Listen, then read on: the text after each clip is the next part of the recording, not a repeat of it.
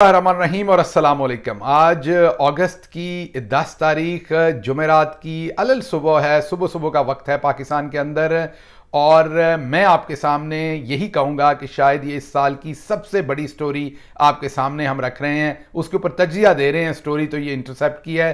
हम आपके सामने सबसे बड़ी स्टोरी, सबसे बड़ा सच, सबसे बड़ा मैं ये कहूँगा एक ऐसा खड़ाक हुआ है, पंजाबी में आप इसे कहें, जिसने बहुत सारे लोगों के चेहरों से नकाब उतार दिए हैं। बल्कि मैं तो ये कहूँगा कि पाकिस्तान के अंदर बहुत सारे लोगों के नकाब नहीं बल्कि उनकी धोती ही खोल के रख दी है पब्लिक के अंदर। इस स्टोरी के अंदर, इस स्टोरी से आपको यह भी वाज़ेह होता है कि अल्लाह अल हक है और सच हमेशा गालिब आता है और झूठ की हलाकत होती है। इससे आपको यह भी पता चलता है कि जिसका रब पर यकीन हो उसको ये पता है कि पत्थर के अंदर तक एक कीड़ी को ग़िज़ा भी अल्लाह की ज़ात देती है। समुंदर की तह में हज़ारों मीटर्स के नीचे भी मछलियों को खुराक और ऑक्सीजन अल्लाह की ज़ात पहुंचाती है। और जब वो पहुंचाने पे आ जाए तो इमरान खान जो इस टाइम डेथ सेल के अंदर इस सज़ाए मौत के कैदियों के एक डार्क, एक बहुत ही गुमनाम सेल के अंदर कायम इस टाइम कैद है, जहां पर पूरे पाकिस्तान में उसका कोई नाम लेने वाला नहीं है। अगर नाम लेता है तो उसको उठा लिया जाता है, उसके वकीलों को उठा लिया जाता है, मीडिया पर उसके नाम लेने पर पाबंदी है। उसका कोई दोस्त, रिश्तेदार, साथी इस वक्त महफूज नहीं है। ऐसा लगता है ऊपर रब है और नीचे इमरान खान है। कोई मदद इस वक्त नहीं पहुंच रही थी, तो अल्लाह की ज़ात ने उस शख्स को जिसका ईमान अल्लाह के ऊपर है, मैं जानता हूं, मैंने उसके साथ करीबी तौर पर काम किया हुआ है, उसको अल्लाह ने शायद ये मदद भेजी है। इंटरसेप्ट की ये जो स्टोरी है जिसने नकाब उतार के रख दिए हैं, मैं दोबारा आपको कहूँगा माज़रत के साथ ये लफ्ज़ के शायद बहुत सारों की तो धोती खोल के रख दी है। और ये स्टोरी जो है इसके बहुत बड़े इम्पैक्ट होंगे आने वाले दिनों में। और इस स्टोरी ने ना सिर्फ पाकिस्तानी हुकूमत का तमाम झूठ खोल के सामने रख दिया है, बल्कि अमेरिकी स्टेट डिपार्टमेंट ने भी बारहा इसके ऊपर गलत बयानी की, गलत इंफॉर्मेशन यहां पर इंटरप्रेट की या देने की कोशिश की। इस स्टोरी से तो अब यही लग रहा है। तो इस स्टोरी ने जहां पर पाकिस्तान के अंदर के झूठ को बड़ा वाजे करके रख दिया है, उसी तरीके से इस स्टोरी ने अमेरिका की जो यहां पर एक दोगली स्टेटमेंट्स थी, या आप ये कहेंगे मुबहम स्टेटमेंट्स थी, उनको सामने खरे तरीके से, सच्चे तरीके से रख दिया है। बहरहाल स्टोरी की तरफ आते हैं। 3 हिस्सों में मैं इस स्टोरी के ऊपर आऊंगा। स्टोरी इंटरसेप्ट की है। सबसे पहले आपको वो स्टोरी बताऊंगा, उसके बाद मैं कुछ फैक्ट्स बताऊंगा जिनका चश्मदीद गवाह मैं खुद हूं, और उसके बाद मैं आपको बताऊंगा अपना एनालिसिस कि इस स्टोरी ने किस तरीके से पावर प्ले होना है पाकिस्तान के अंदर। सबसे पहले जी, मैंने जैसे आपको बताया कि ये स्टोरी इंटरसेप्ट ने की कल मार्च की 9 तारीख को, तकरीबन दोपहर 12 बजे न्यूयॉर्क टाइम उन्होंने इस स्टोरी को इशू किया। स्टोरी का इशू होना क्या था? ऐसा ही था कि जैसे कोई बम फट गया है पूरी दुनिया के अंदर। पूरी दुनिया का मीडिया जो है उसने स्टोरी को उठाया। पाकिस्तान दोबारा खबरों में आया। बहुत सारे लोगों को, पहले तो पाकिस्तान में ताकतवर हलकों को समझ नहीं आई कि इस स्टोरी का क्या करना है कई घंटे। उसके बाद उन्होंने अपने जो पंटर थे उनको मार्केट में छोड़ने की कोशिश की, but that was too little too late. मैं आपको बताता हूं कि इंटरसेप्ट की स्टोरी है क्या। इंटरसेप्ट ने स्टोरी कल दोपहर को वो दी है जो पाकिस्तान की हुकूमत और अमेरिकी स्टेट डिपार्टमेंट लगातार ये कहता रहा है कि ऐसी कोई चीज़ नहीं है।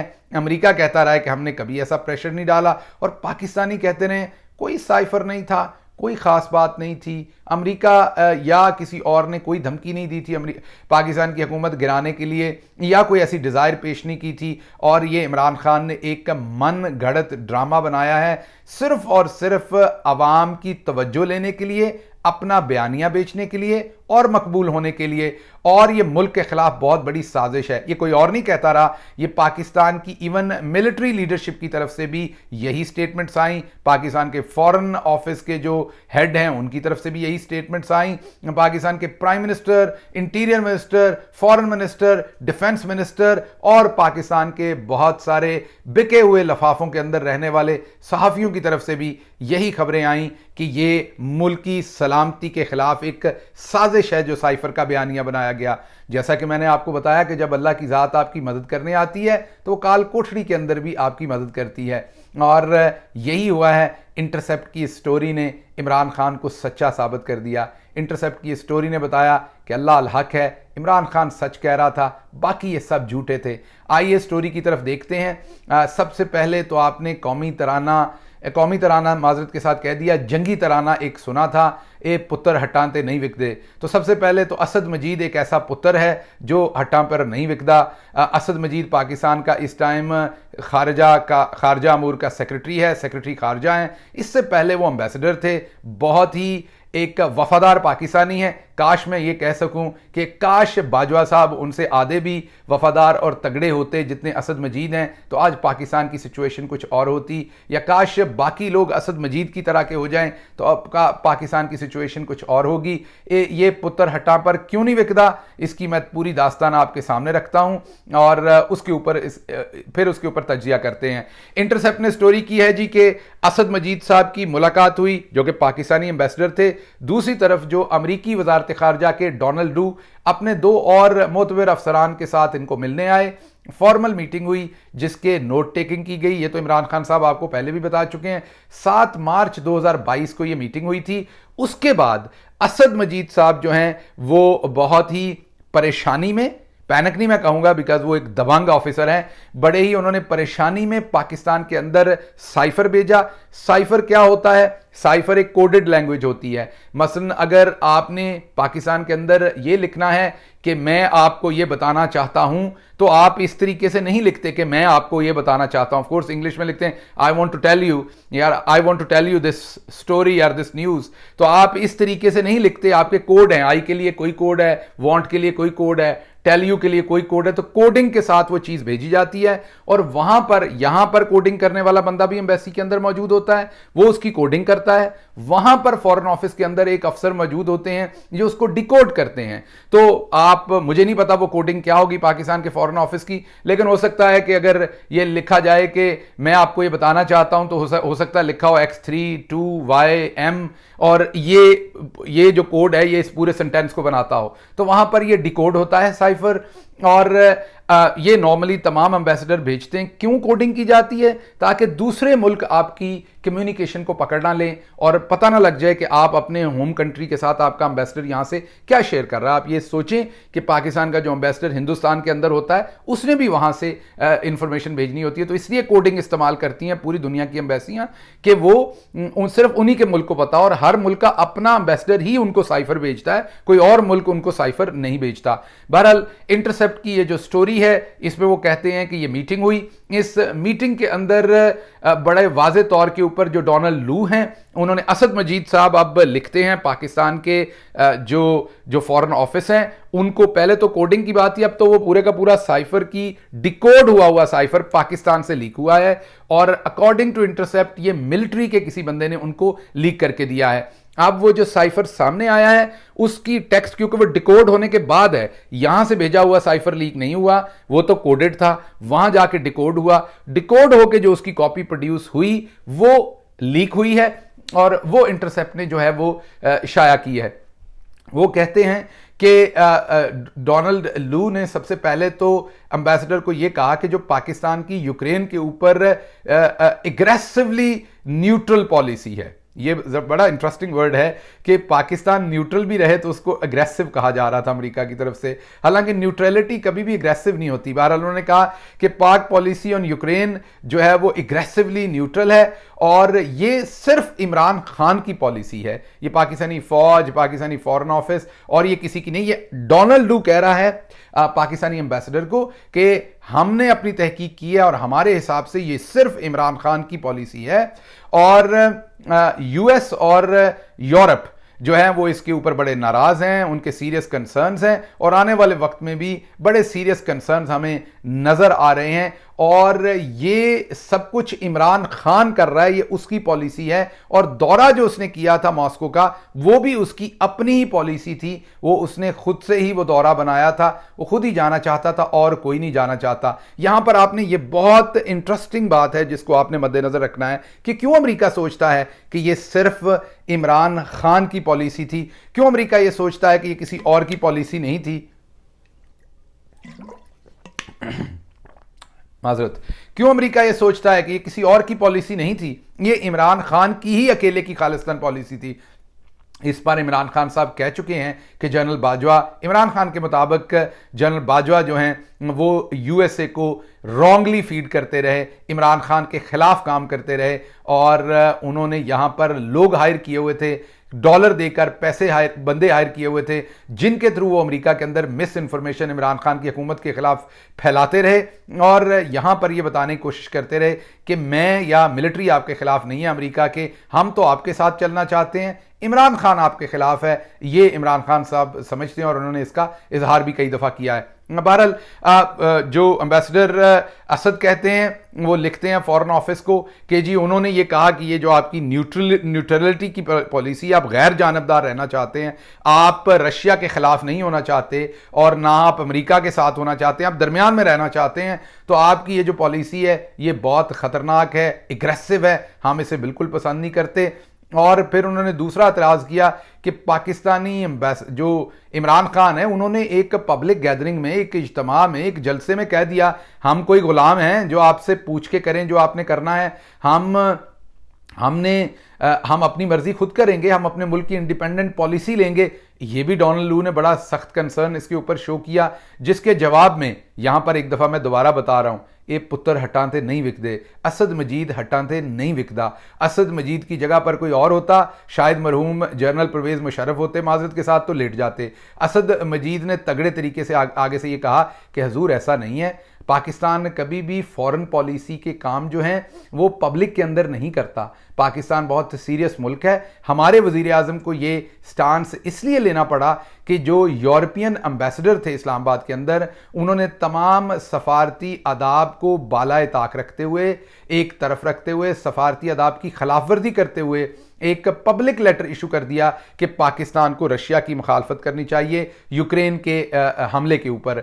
इसलिए हमारा वजीर आजम होता या भले अमेरिका का या किसी और मुल्क का होता, इन हालात में उसे पब्लिक में जाके अपना स्टांस देना पड़ना था। तो वजीर आजम साहब ने ये जो कहा कि हम कोई गुलाम हैं, हमने अपनी पब्लिक पॉलिसी रखनी है, ये वजीर आजम का शौक नहीं था अवाम के साथ बात करने का, ये यूरोपियन एम्बेसडर ने सफारती आदाब की खिलाफ वर्जी की, इसलिए किया। वाह असद मजीद वाह, खुश कर दिया एक पाकिस्तानी होने के नाते। मैं शुक्रगुजार हूं कि आपकी मां ने आपको पाकिस्तान में पैदा किया और तुसी हटाते नहीं विकदे। अगली बात असद मजीद बताते हैं कि उन्होंने पूछा कि क्या ये जो आपको गुस्सा है डोनाल्ड लू साहब, जो आप अपनी इतना ज़्यादा आप परेशानी का अमेरिका की तरफ से इजहार कर रहे हैं, ये जो हमने न्यूट्रलिटी रखी है, वोट यूएनजीए के अंदर हमने वोट नहीं दिया, उसकी वजह से है? तो उसके जवाब में उन्होंने कहा कि नहीं, ये जो प्राइम मिनिस्टर ने मॉस्को का विजिट किया है, रूस का विजिट किया है, ये उसकी वजह से है। ये सारी की सारी फसाद की जड़ जो है वो मॉस्को का विजिट है। उन्होंने फिर आगे असद मजीद कहते हैं कि मुझे डोनाल्ड लू ने यह कहा कि I think if the no confidence vote against the prime minister succeeds, all will be forgiven in Washington because the Russia visit is being looked at as a decision by the Prime Minister।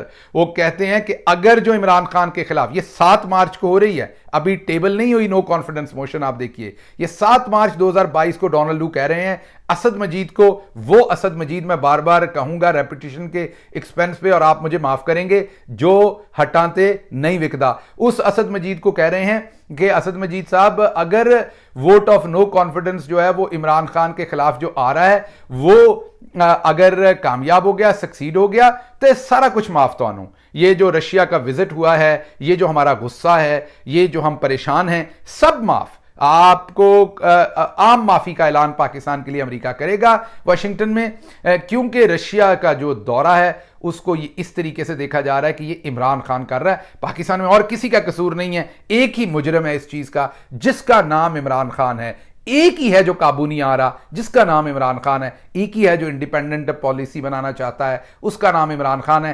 तो क्योंकि ये उसका किया धरा है, अगर कामयाब कर दिया, उसको हटा दिया, तो फिर आपको आम माफी है। लेकिन आगे वो कहता है अदरवाइज जे इंज ना होया, I think it will be tough going ahead.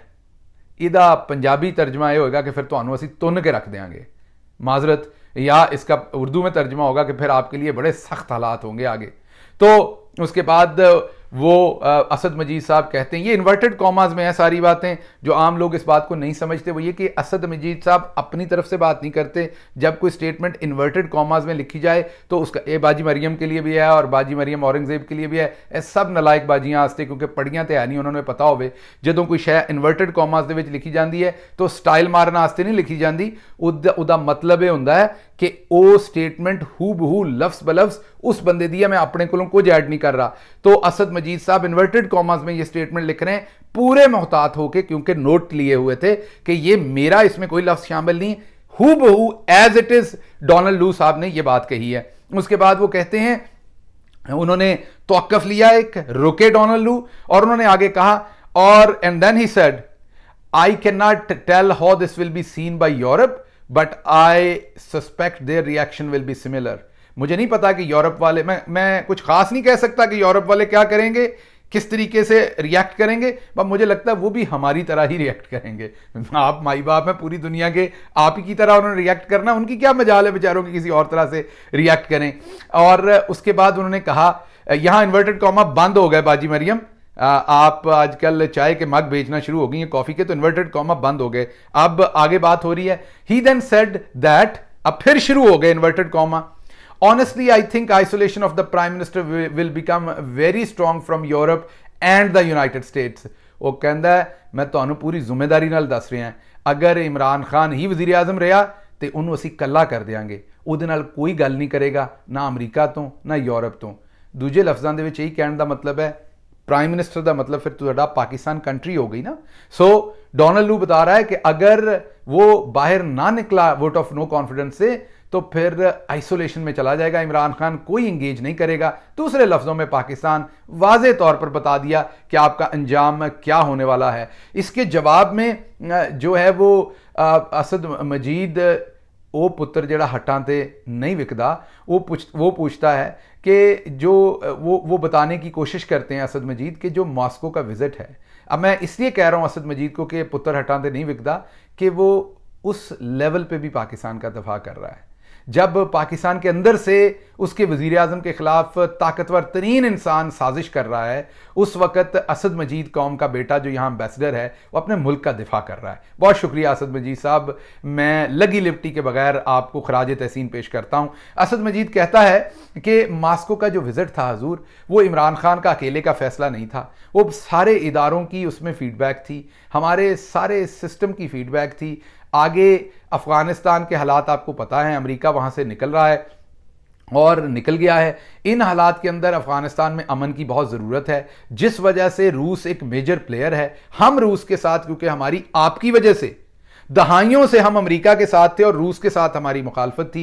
अब उन हालात के अंदर जब अमेरिका वहां से निकल गया है तो हम रूस के साथ अपनी बातचीत के दरवाजे खोलना चाहते हैं, ताकि अफगानिस्तान के मैटर के अंदर हम जो वहां की प्लेयर हैं उन्हें कॉन्फिडेंस में ले सकें। तो ये अकेले इमरान खान का ये मामला नहीं है, ये सबका इकट्ठे मामला है। तो और साथ असद मजीद ये भी कहता है जस्टिफाई करने के लिए कि कल्ला इमरान खान तो नहीं सी गया हजूर। ठीक है, इमरान खान माड़े मुल्क का वज़ीर आज़म है, तुसी चौधरी हो, लेकिन वहाँ पर तो यूरोप के दूसरे मुल्कों के भी जो हैं उन दिनों में लोगों ने विज़िट किया रशिया को। तो उस पर डोनाल्ड लू कहता है कि नहीं नहीं, इन दो चीज़ों को आप कंपेयर ना करें। वो जो दूसरे लोग थे वो तमाम के तमाम गए थे सुलह कराने यूक्रेन की और रशिया की। आपका दौरा जो है वो खालिस्तान जो है रशिया का था, बायलेटरल था, जिस पर फिर वो पुत्र जो हटा पर नहीं विकदा, असद मजीद आपका एम्बेसडर दोबारा लेटता नहीं है, दोबारा खड़ा होकर डोनाल्ड लू को कहता है कि लेकिन मेरा वजीर आजम जो वहां गया था वो तो यूक्रेन पर हमला होने से पहले गया था, और दूसरी बात यह कि उसने तो वहां रशिया के अंदर खड़े होकर कहा था कि मैं कभी जंगों को सपोर्ट नहीं करता। इमरान खान ने तो हमेशा कहा कि पीस को चांस मिलना चाहिए, जंग को मैं सपोर्ट नहीं करता। तो फिर आप ये कैसे कह सकते हैं? उसके जवाब के अंदर जो है वो जो डोनाल्ड लू हैं वो उनको इसका कोई जवाब नहीं देते, बात बदल देते हैं। और साथ असद मजीद ये भी कहते हैं कि हजूर हमारे से तो आप चाहते हैं कि हम बिल्कुल खड़े हो जाए अमेरिका के साथ और रशिया के खिलाफ बयान दे दें, और इंडिया से आप ये एक्सपेक्ट नहीं कर रहे। हिंदुस्तान के साथ वो भी तो यही बयान दे रहे हैं जो हम दे रहे हैं। वो भी तो यूक्रेन के मामले में जो है वो बिल्कुल मोहतात हुए हैं, ना वो रशिया की तरफ जा रहे हैं ना आपकी तरफ, वो भी अपना इंडिपेंडेंट स्टांस रख रहे हैं, न्यूट्रल रह रहे हैं। उन पर आपको कोई प्रॉब्लम नहीं है। उस पर डोनाल्ड लू साहब मखमसे से होकर कोई खास जवाब नहीं देते और कहते हैं कि इंडिया के मामलात को हम जो है ना वो देखते हैं चाइना के पर्सपेक्टिव से, और इंडिया के स्टूडेंट जब वहां से निकल जाएंगे तो हमें उम्मीद है कि इंडिया खुलकर आ जाएगा यूक्रेन के खिलाफ, जो कि आज के दिन तक नहीं आया। This point is also to be noted. उसके बाद जो पाकिस्तानी एम्बेसडर हैं असद मजीद, जेड़ा पुत्र हटाते नहीं विकदा, वो डोनाल्ड लू से पूछता है कि ये जो कुछ हुआ, मैंने आपको बताया है कि ये प्राइम मिनिस्टर का अकेले का नहीं था और प्राइम मिनिस्टर ऐसा कुछ नहीं चाहते। ये सबसे मशवरा करके एक लंबी, डोनाल्ड लू कहता है कि ये जो ओलंपिक्स हुआ था ना बीजिंग में, वहां प्राइम मिनिस्टर इमरान खान और पुतिन की मिलने की कोशिश हुई थी जो नाकाम हुई, और उसके बाद ये जो है प्राइम मिनिस्टर इमरान खान ने ये दौरा किया। तो उस पर पुत्र हटाते ना विकनाला असद मजीद कहता है कि नहीं, ऐसा नहीं है, ये कई सालों से हम इसे प्लान कर रहे थे और ये दौरा प्राइम मिनिस्टर इमरान खान ने नहीं प्लान किया, सब ने मिलकर किया है। उसके बाद जो डोनाल्ड लू है वो उनको stick carrot and stick policy देता है। मीन वो कहता है कि अगर ते इमरान खान को हटा दोगे तो सब कुछ माफ हो जाएगा, इनाम मिलेगा, ते जे नहीं हटाओगे फिर तुन के रख देंगे, फिर लाठियां पैणगियां तो। सो कैरेट एंड स्टिक जिसे कहते हैं, धमकी भी देता है और साथ इनाम की पेशकश भी करता है। ये अखबार लिख रहा है, मैं नहीं कह रहा, ये इंटरसेप्ट कह रहा है कि स्टेट डिपार्टमेंट की ये पॉलिसी थी। उसके बाद जो असद मजीद हैं वो पूछते हैं कि अच्छा चलें, मेरा ख्याल है कि जो मैंने आपको एक्सप्लेन किया है उससे कोई ना कोई चीज़ें अब वाजे हो गई होंगी, और ये जो प्राइम मिनिस्टर ने दौरा रशिया का किया, आपको पता है कि हम तो यूक्रेन की जंग को सपोर्ट नहीं करते, हम न्यूट्रल हैं, तो अब आपके खदशात जो हैं वो थोड़े कम हुए होंगे। उस पर डोनाल्ड लू कहता है बिल्कुल भी नहीं, डेंट पड़ चुका है, पंजाबी जी कहते हैं चिब पै गया है, साढ़े तुहाडे रिलेशनशिप दे विच दराड़ पै गई है।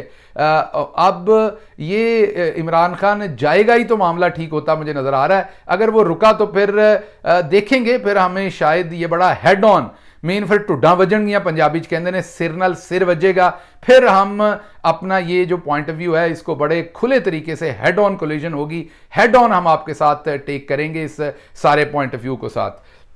अब असद मजीद साहब जो हैं उसके बाद, क्योंकि वो एक बहुत ही सीनियर डिप्लोमेट थे, आजकल वो सेक्रेटरी खारजा हैं पाकिस्तान के, वो इसके ऊपर फिर अपनी असेसमेंट देते हैं। ये तमाम केबल जो भेजते हैं वो इसके ऊपर एक असेसमेंट भी नीचे अपनी देते हैं। वो कहते हैं कि ये जो इतना खुलेआम, जिसे आप उर्दू में कहते हैं कि बाजू ऊपर करके दोनों खुली धमकी दी है डोनाल्ड लू साहब ने, ये किसी भी सूरत अमेरिका के जो हाईएस्ट ऑफिस व्हाइट हाउस है उसकी अप्रूवल के बगैर नहीं दी। इसका मतलब है कि एक इस लेवल का जो ऑफिसर या रिप्रेजेंटेटिव है अमेरिका के वजारत खारजा का, वो कभी भी इतनी सख्त जुबान और इतना आउटराइटली पाकिस्तान के जो मामलात हैं, अंदरूनी मामलात हैं, उनके अंदर वो इंटरफेयर नहीं कर सकता। वोट ऑफ कॉन्फिडेंस हो या प्राइम मिनिस्टर को हटा दें तो माफी मिल जाएगी, नहीं हटाएं तो नहीं मिलेगी, ये बातें वो नहीं कर सकता जब तक व्हाइट हाउस का आशीर्वाद, अप्रूवल उसके पास ना हो। और जेड़ा पुत्र हटाते नहीं विकदा गैरतमंद है, मेरे ख्याल में उसके अंदर तमाम white blood cells, red blood cell, गैरत वाले सेल, टेस्टोस्टेरोन सारे ही पूरे थे असद मजीद के अंदर। उसने फिर आखिरी लाइन ये भी लिखी कि ये क्योंकि मामला थोड़ा सा ख़राब है, इसलिए मेरे ख्याल में आपको फौरी तौर पर जो अमेरिकी एम्बेसी का वहाँ पर हाईएस्ट रिप्रेजेंटेटिव है, एम्बेसडर तो उन दिनों था नहीं, उनको बुला के वार्निंग दी जाए, डिमाश किया जाए, नापसंदीदगी का इजहार किया जाए कि अमेरिका पाकिस्तान के अंदरूनी मामलात के अंदर सफारती मुदाखलत हो रही है। ये असद मजीद भेजते हैं। अब यहां से आगे से मेरा एनालिसिस शुरू होता है। ये अखबार में आज स्टोरी फाड़ी है, अब आगे से मैं आपको बताता हूं। जब ये पहुंचता है तो ये मैं आपको वो स्टोरी बता रहा हूं जिसका मुझे पता है। ये इमरान खान साहब से छुपा लिया जाता है, ये शाह महमूद कुरैशी साहब से छुपा लिया जाता है। फिर शाह महमूद साहब को टिप करता है, मुझे नहीं पता वाशिंगटन से कौन करता है, शाह महमूद साहब को वाशिंगटन से एम्बेसी से कोई बताता है कि हमने कुछ भेजा था, वो आपने पढ़ा है? कहते हैं क्या भेजा था, मेरी नज़र से तो नहीं गुजरा। तो फिर वो बड़ी मुश्किल से उस वक्त के सेक्रेटरी खारजा से वो साइफर निकलवाते हैं। जब वो साइफर निकलवाते हैं तो वो भागते हुए इमरान खान के पास पहुंचते हैं। इमरान खान देखते हैं तो वो कामरा के अंदर जहां पर एयरफोर्स के जहाज़ों की एक नुमाइश थी जो चाइना से लिए गए थे, वहां वो जनरल बाजवा से बात करते हैं। जनरल बाजवा जो हैं वो कहते हैं कि अभी इसको रहने दें, जो एक अभी हमारे यहाँ एक इस्लामी कॉन्फ्रेंस हो रही है टूवर्ड्स 20 और 25 के दरमियान में मार्च के, उसको हो लेने दें, उसके बाद इस पर बात करेंगे। 27 मार्च को फिर इमरान खान जब देखते हैं कि इसमें तो बाजवा साहब खुद ही मिले हुए हैं, इनसे क्या बात करनी है और क्या पूछना है, तो वो फिर रावलपिंडी के अंदर एक इस्लामाबाद के अंदर ही परेड ग्राउंड में जलसे के अंदर वो कागज़ लहराते हैं और कहते हैं इमरान खान ने कागज़ लहराया, बहुत बुरा किया। याद रखें भुट्टो साहब ने भी ऐसे ही कागज़ लहराया था और ये कहा था कि मेरे खिलाफ गैर मुल्की साजिश हुई, और उसके बाद भुट्टो साहब के साथ क्या हुआ वो आप सबको पता है। हाँ, फ़र्क यह है कि भुट्टो साहब ने वो कागज़ बाद में उसकी तफसीलात सामने नहीं रखी थी। इमरान खान क्योंकि ज़्यादा अवामी लीडर थे, ज़्यादा इंटेलिजेंट थे, वो नवाज शरीफ साहब की तरह अनपढ़ और जाहिलाना पॉलिटिक्स नहीं करते थे और वो सिर्फ करप्शन पे ध्यान नहीं देते थे, पढ़ा लिखा आदमी था। उन्होंने जो अक्लमंदी की वो उन्होंने नेशनल सिक्योरिटी कमेटी की मीटिंग बुलाई जिसमें तीनों आर्मी चीफ होते हैं, चेयरमैन ज्वाइंट होता है, आपका फॉरेन मिनिस्टर है, आपके दूसरे की मिनिस्टर हैं, प्राइम मिनिस्टर बैठते हैं, वहां पर इसको सामने रखा जाता है और पूछा जाता है कि हजूर ये क्या है, मुदाखलत है या साजिश है। वहां माना जाता है कि ये तो बहुत बुरी जुबान इस्तेमाल हुई है, जनरल बाजवा साहब भी मानते हैं, सारे मानते हैं, और जो असद मजीद जेड़ा पुत्र हटाते नहीं विकदा उसकी जो रिकमेंडेशन होती है कि डिमार्श किया जाए वो डिमार्श किया जाता है। इमरान खान को पता होता है कि कल को इस बात को इसके खिलाफ इस्तेमाल किया जाना है। वो कैबिनेट की आखिरी दिन मीटिंग करता है, इस साइफर को डी क्लासिफाई करता है, उसके बाद इसे कैबिनेट के सामने रखता है, उसके बाद इसी साइफर को जो पार्लियामेंट है उसको ब्रीफिंग इन कैमरा दी जाती है, फिर इसी साइफर को आपका जो स्पीकर है, डिप्टी स्पीकर, उसके थ्रू सुप्रीम कोर्ट को भेजा जाता है और ये तमाम काम इमरान खान अपने जाने से पहले पहले कर देता है। ना करता तो कैसे मानना था, किसी ने नहीं मानना था। बहरहाल आगे देखते हैं हुआ क्या। इमरान खान करना क्या चाहता था इस सारी में? इमरान खान सिर्फ वो पॉलिसी लेना चाहता था जो हिंदुस्तान ले रहा था, बांग्लादेश ले रहा था, इंडिपेंडेंट फॉरेन पॉलिसी, जो बांग्लादेश अपने फ़ायदे की सोचता है, हिंदुस्तान अपने फ़ायदे की। लेकिन आपने देखा कि अभी इमरान खान दफ्तर के अंदर बैठे ही हुए थे कि जनरल बाजवा साहब ने एक कॉन्फ्रेंस में कह दिया कि हम न्यूट्रल नहीं हैं, हम यूक्रेन की जो इन्वेजन है उसकी सख्त मुखालफत करते हैं। जाहिर बात है इमरान खान भी जंग की मुखालफत कर रहे थे और वो हमेशा करते हैं, लेकिन वो किसी मुल्क की तरफदारी नहीं करना चाहते थे, न्यूट्रल रहना चाहते थे। तो इमरान खान की पॉलिसी ये थी, बाजवा साहब की पॉलिसी उससे फ़र्क थी। तो आपको फिर ये समझ भी आ गई होगी कि ये सारी कार्रवाई पीछे से कौन कर रहा था। अब आगे मैं बात आपको बताता हूं। अब क्योंकि इमरान खान में रस्सी डाल गया था गर्दन में, इमरान खान ऐसा इंतजाम करके गया था जिससे निकल नहीं सकते थे। मैंने बताया ना कि वो निहारी के नशे में तो वो काम करते नहीं थे, दिमाग से काम करते थे। नेशनल सिक्योरिटी कमेटी से भी अलामिया जारी करवा चुके थे, डिमार्च भी हो चुका था, कैबिनेट में भी जा चुका था, पार्लियामेंट को ब्रीफ हो चुका था, सुप्रीम कोर्ट भी जा चुका था, अवाम से भी शेयर कर चुके थे। अब इस सारे कट्टे को बांधना था। उसको बांधने के लिए शहबाज शरीफ साहब ने नेशनल सिक्योरिटी कमेटी की जो है वो मीटिंग बुलाई।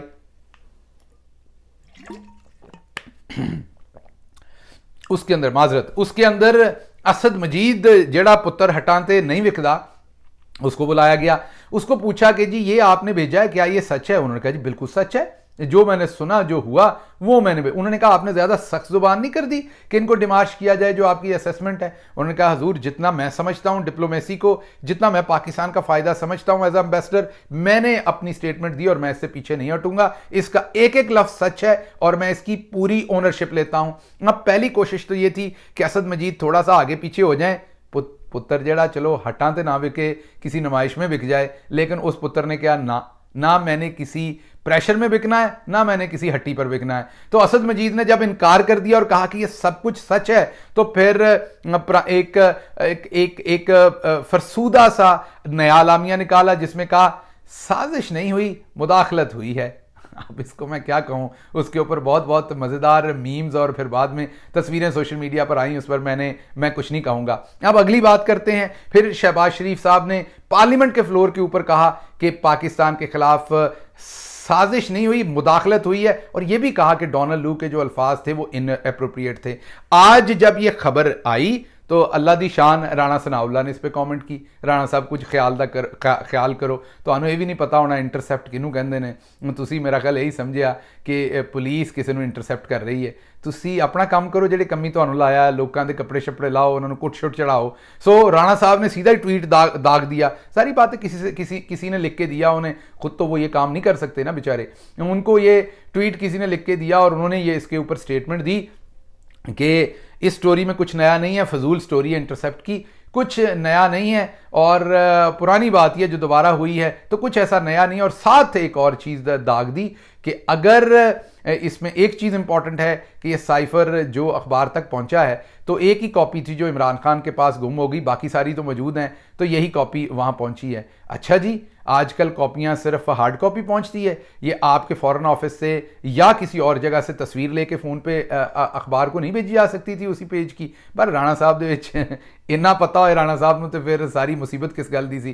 पर राणा साहब दे कंन दे थल्ले दिती, वहाँ के एडिटर ने जवाब मीन कान के नीचे जवाब दिया एडिटर साहब ने, और उन्होंने कहा कि हजूर अगर ये झूठी है तो फिर आपको मुसीबत क्यों पड़ी हुई है, फिर आप इमरान खान पर जो सीक्रेट एक्ट क्यों लगाना चाहते हैं, आप इसको इन्वेस्टिगेट क्यों करना चाहते हैं, अगर साइफर ही झूठा है तो आप इतनी तावीलें क्यों दे रहे हैं, अब इतनी परेशानी क्यों ले रहे हैं, आप ये क्यों कह रहे हैं वहां से गायब हुआ और यहां से गायब हुआ। एक तरफ आप इसे झूठा कह रहे हैं और दूसरी तरफ से कह रहे हैं ये कॉपी वहां से गायब हुई होगी। अब राणा साहब ने ना तो अंग्रेजी अपने वाली आप लिखी सी ਤੇ ਨਾ ਇੰਟਰਸੈਪਟ ਦੇ ਰਾਇਨ ਜਿਹੜਾ ਉਹਨਾਂ ਦਾ ਐਡੀਟਰ ਹੈ ਉਹਦੀ ਅੰਗਰੇਜ਼ੀ ਪੜ੍ਹ ਕੇ ਸਮਝ ਆਈ ਹੋਣੀ ਹੈ, ਉਹਨਾਂ ਨੇ ਸਿਰ ਖੁਰਕਿਆ ਹੋਣਾ ਔਰ ਇੰਤਜ਼ਾਰ ਕੀਤਾ ਹੋਣਾ ਕਿ ਜਿਨ੍ਹਾਂ ਫਰਿਸ਼ਤਿਆਂ ने पहला ट्वीट लिख के दिता सी दोहरे लिख के देंगे तो साडा मुंडा ट्वीट कर देगा। बहरहाल ये बात यहाँ आ गई। अब मैं आपके सामने फाइनल एनालिसिस रखता हूँ, ये काफ़ी लंबा हो गया हमारा पूरे का पूरा जो है वीलॉग, नॉर्मली मैं इतना लंबा करता नहीं, लेकिन मैं आपके सामने सिर्फ ये रखता हूँ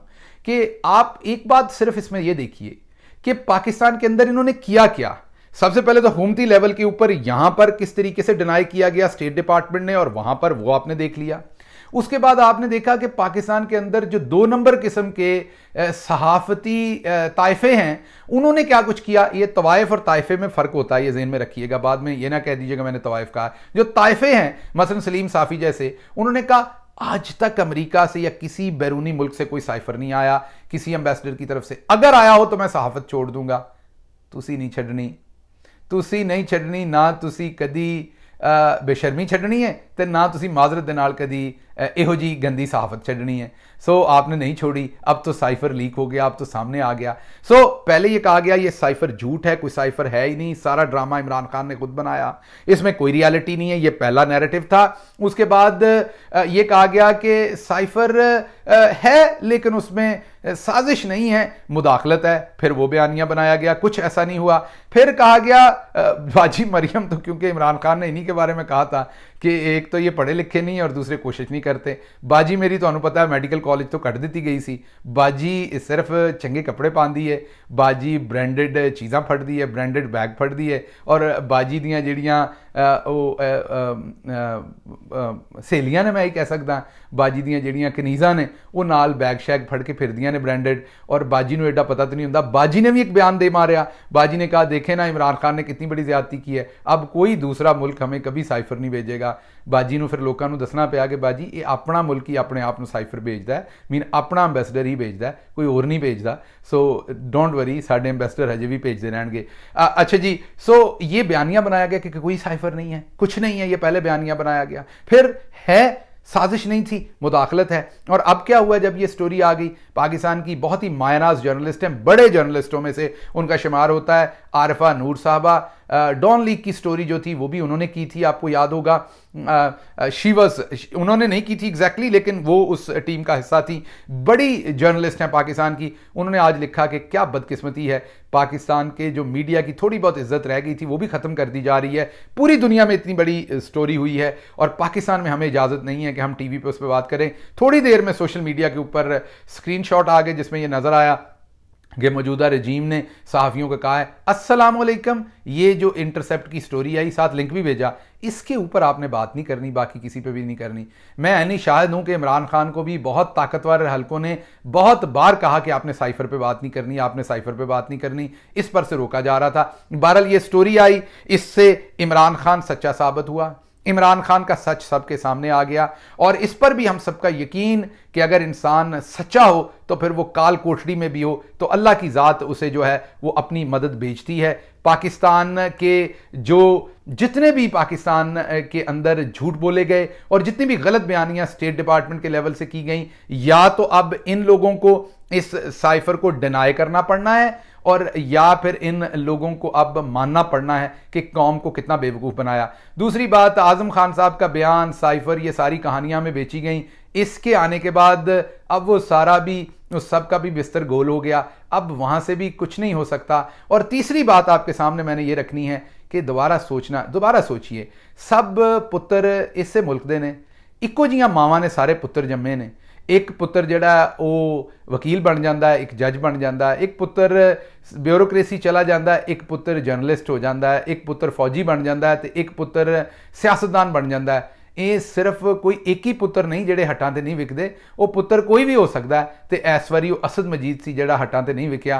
अनफॉर्चुनेटली बहुते सारे पुत्र तो इस धरती से विकी जाते हैं, लेकिन असद मजीद वर्गा कोई पुत्र है ਜਿਹੜਾ इस धरती आस्ते नहीं विकता, खड़ा होंदा है। असद मजीद साहब, तुहाडी मां नूं सलाम, तुहाडे प्यो नूं सलाम, तुहाडे वड्डियां नूं जिन्हां ने तुहाडी ये तरबियत की है उन्हां नूं सलाम। असीं तुहाडे मकरूज हैं कि तुसीं कौम नूं इस सच जिहड़ा पहले पहुंचाया, फिर डट के उहदी हिफाजत की और अपने ते सारा प्रेशर लिया, लेकिन पिछे नहीं हटे।